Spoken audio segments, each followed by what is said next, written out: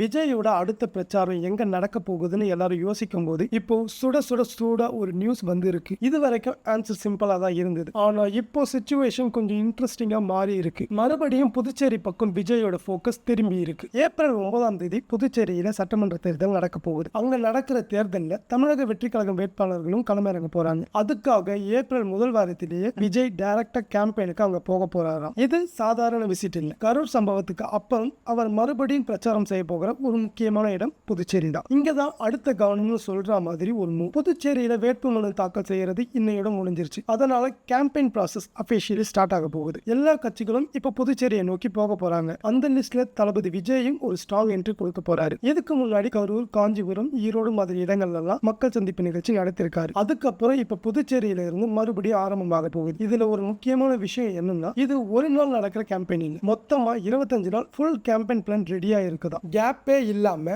25 நாள் கண்டினியூஸா கேம்பெயின் நடக்க போகுது. அதுல புதுச்சேரியும் இன்க்ளூடட். இந்த பிளான் வெறும் ஒரு ஷார்ட் விசிட்டா இருக்க போறது இல்ல. இது ஒரு ஃபுல் ப்ராப்பர் பொலிட்டிக்கல் டூர். இந்த கேம்பெயினை ஷெட்யூல் பண்ணது முன்னாள் அமைச்சர் கே.ஏ. செங்கோட்டையன். அந்த பிளான் படி தான் விஜய் தொடர்ந்து மக்களை சந்திக்க போறாரா. புதுச்சேரிக்கு அப்புறம் தமிழ்நாட்டிலும் கேம்பெயின் ஸ்டார்ட் ஆக போகுது. அதுவும் எங்க இருந்து தெரியுமா? வட சென்னையில இருக்கிற பெரம்பூர், வில்லிவாக்கம் இந்த மாதிரி முக்கியமான இடங்கள்ல இருந்து தான் கேம்பெயின் ஆரம்பிக்க போகுதா. ஏன்னா இது ஜஸ்ட் அப்பியரன்ஸ் பாலிடிக்ஸா இருக்க போறது இல்ல, ஸ்ட்ரக்சர்டு கேம்பெயின். சோ இப்ப क्वेश्चन என்னன்னா, இந்த 25 நாள் கேம்பெயின் கிரவுண்ட்ல இம்பாக்ட் கிரியேட் பண்ணுமா? புதுச்சேரியில இந்த என்ட்ரி ஒரு டிஃபரெண்ட் உருவாக்குமா? இல்லன்னா இது இன்னொரு ஐபிஓவா மாறிடுமா? இதுக்கான ஆன்சர் அடுத்த சில நாட்கள்ல நமக்கு தெரிய வரும். ஆனா ஒரு விஷயம் மட்டும் கிளியரா தெரியுது. விஜய் இந்த முறை ஸ்லோவா இருக்க போறது இல்ல. ஃபுல் பிளானோட கேமுக்கு வந்திருக்காரு. இது ஜஸ்ட் கேம்பெயின் இல்ல, அரசியலுக்கு ஏத்த சீரியஸ் மூவ். இது போல இன்ட்ரெஸ்டிங்கான நியூஸை தெரிஞ்சுக்க மறக்காம நம்ம சேனலை சப்ஸ்கிரைப் பண்ணிட்டு சப்போர்ட் பண்ணுங்க. நன்றி.